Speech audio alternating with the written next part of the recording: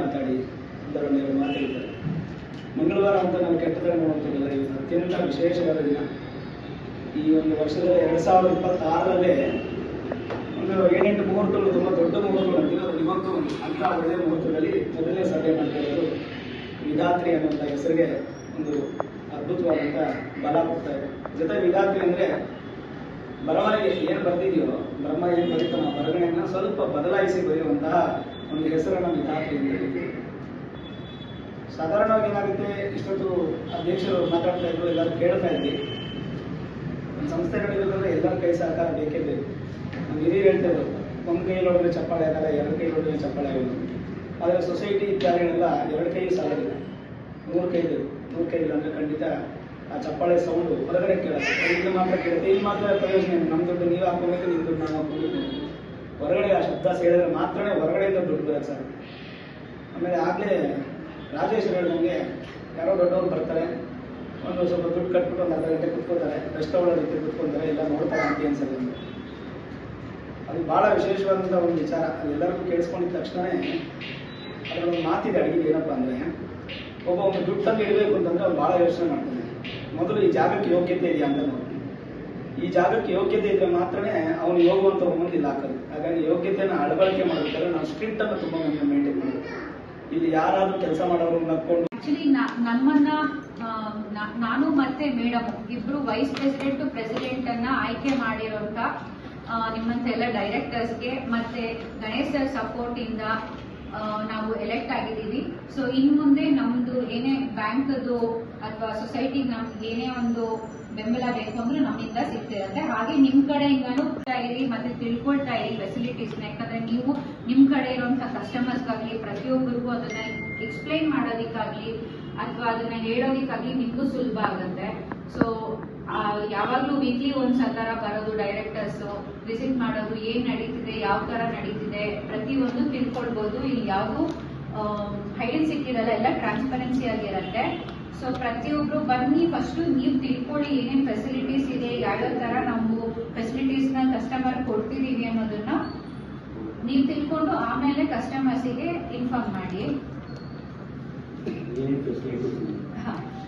ಇಲ್ಲಿ facilities membership ಮಾಡಿಸ್ಬೋದು. So membership main ಇದು. ಸೊ ಮೆಂಬರ್ಶಿಪ್ ಆದ್ಮೇಲೆ ಸೊಸೈಟಿಲಿ ನಿಮ್ಗೆ ಬೇರೆ ಯಾವುದೇ ತರ ಫೆಸಿಲಿಟೀಸ್ಗಳನ್ನು ನಾವು ಕೊಡೋದಕ್ಕೆ ಅರ್ಹರಾಗಿರ್ತಾರೆ. ಅದಾದ್ಮೇಲೆ ನೀವು ಏನೇ ಒಂದು ಡೆಪಾಸಿಟ್ಸ್ ನ ಮಾಡಿದ್ರು ಕೂಡ ಇದರಲ್ಲಿ TDS ಅಪ್ಲಿಕೇಬಲ್ ಆಗೋದಿಲ್ಲ. ಸೊ ಇದು ಒಂದು ಮೇನ್ ನಿಮಗೆ ಟ್ಯಾಕ್ಸ್ ಓರಿಯೆಂಟೆಡ್ ಆಗಿರುತ್ತೆ. ಆಮೇಲೆ ಇಂಟ್ರೆಸ್ಟ್ ಅಷ್ಟೇ, ಡೆಪಾಸಿಟ್ಸ್ಗೆ ಇರುವಂತಹ ಇಂಟ್ರೆಸ್ಟ್ಗಳು ಬೇರೆ ಬ್ಯಾಂಕ್ ಕಂಪೇರ್ ಮಾಡಿದ್ರೆ ನಮ್ದ್ರಲ್ಲಿ ಕಾಂಪಿಟೇಟಿವ್ ಆಗಿರುತ್ತೆ ಮತ್ತೆ ನಿಮಗೆ ಲೈಕ್ ತುಂಬಾ ಹೈಕ್ ಆಗಿ ನಾವು ಕೊಡ್ತೀವಿ. ಆಮೇಲೆ ಇನ್ಸೂರೆನ್ಸ್ ಯಶಸ್ವಿನಿ ಇನ್ಸೂರೆನ್ಸ್ ಮೆಂಬರ್ಸಿಗೆ ಮಾತ್ರ ಅದು ಅವೈಲಬಲ್ ಇರುತ್ತೆ. ಸೊ ಅದನ್ನ ನೀವು ಯುಟಿಲೈಸ್ ಮಾಡ್ಕೋಬಹುದು.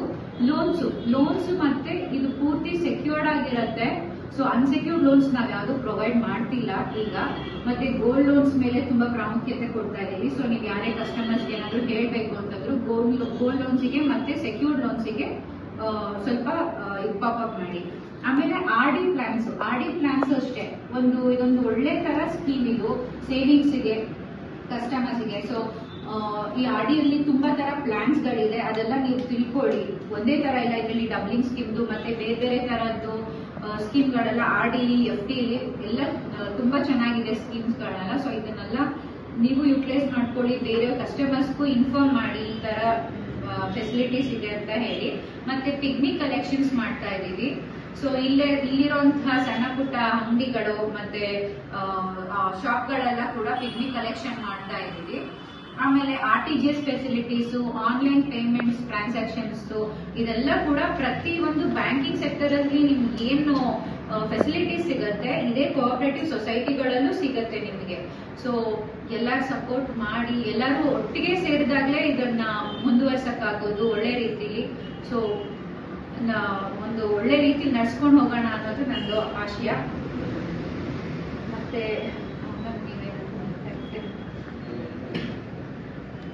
ಅದೇ ವಿಧಾತ್ರಿ ಏನಕ್ಕೆ ಸೊಸೈಟಿಗೆ ಏನಕ್ಕೆ ಅಂತ ಅದು ಎಕ್ಸ್ಪ್ಲೇನ್ ಮಾಡಿದ್ದೀನಿ. ಸೊ ಇದೆಲ್ಲ ಟ್ಯಾಕ್ಸಬಲ್ ಬೆನಿಫಿಟ್ಸ್ ಇರುತ್ತೆ. ಆಮೇಲೆ ಮೆಂಬರ್ಶಿಪ್ಗೆ ಡೆಪಾಸಿಟ್ಸ್ ಎಲ್ಲ ಗುಡ್ ಬೆನಿಫಿಟ್ಸ್ ಎಲ್ಲ ಕಂಪೇರ್ ಟು ಬೇರೆ ಬ್ಯಾಂಕ್ಗಳು ಕಂಪೇರ್ ಮಾಡಿದ್ರೆ ರೇಟ್ ಆಫ್ ಇಂಟ್ರೆಸ್ಟ್ಗಳೆಲ್ಲ ಈಗ ಚೆನ್ನಾಗಿದೆ. ಸೊ ಆಮೇಲೆ ಇದು ಬಂದು ಫೆಡರೇಷನ್ ಡಿಪಾರ್ಟ್ಮೆಂಟ್ಗೆ, ಕರ್ನಾಟಕ ಫೆಡರೇಷನ್ ಡಿಪಾರ್ಟ್ಮೆಂಟ್ಗೆ ಸೇರಿರುತ್ತೆ ಬ್ಯಾಂಕ್ ಸೊಸೈಟಿಗಳು. ಈ ಅಂಡರ್ ಅಲ್ಲಿ ಅವರ ಕಾಯ್ದೆ ಅನುಸಾರವಾಗಿ ನಾವು ನಡ್ಸ್ಕೊಳ್ತಾ ಹೋಗ್ತೀವಿ. ನಮ್ಗೆ ಆದಂತ ಒಂದು ಬೈಲಾ ಕೊಟ್ಟಿರ್ತಾರೆ.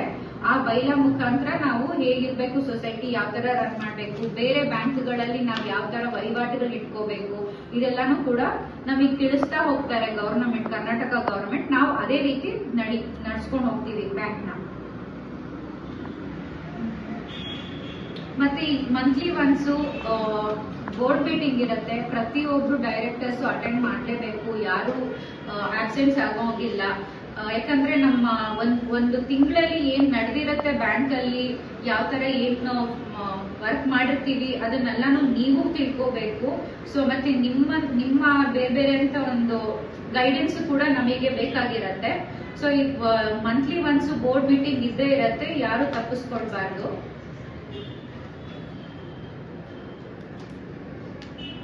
ಮತ್ತೆ ಗೋಲ್ಡ್ ರೇಟ್ ತುಂಬಾ ಹೈಕ್ ಆಗಿರೋದ್ರಿಂದ ಈಗೆಲ್ಲ ಗೋಲ್ಡ್ ಶೋರೂಮ್ ಗಳಲ್ಲಿ ಮಾಡ್ತಾ ಇದ್ದಾರೆ ಸ್ಕೀಮ್ಗಳನ್ನ. ನೀವು 3 months 4 months ಒಂದ್ಸರಿ ಡೆಪಾಸಿಟ್ ಮಾಡಿದ್ರೆ ಅದಾದ್ಮೇಲೆ ಏನ್ ರೇಟ್ ಇರುತ್ತೆ ಆ ರೇಟಿಗೆ ಮತ್ತೆ ತಿರ್ಗಾ ನಿಮ್ಗೆ ಲಾಸ್ಟ್ ಅಲ್ಲಿ ತಗೋಬೇಕಾದ್ರೆ EMI ಕಂಪ್ಲೀಟ್ ಆದ್ಮೇಲೆ ಅದೇ ನಿಮ್ ಇವತ್ತಿನ ಡೇಟಿಗೆ ಏನ್ ಪೇ ಮಾಡ್ತೀವಿ ಅದೇ ಡೇಟಿಗೆ ನಿಮ್ಗೆ ಅದರ ಗೋಲ್ಡ್ ನ ಪರ್ಚೇಸ್ ಮಾಡುವಂತ ಅಪರ್ಚುನಿಟೀಸ್ ಇದೆ.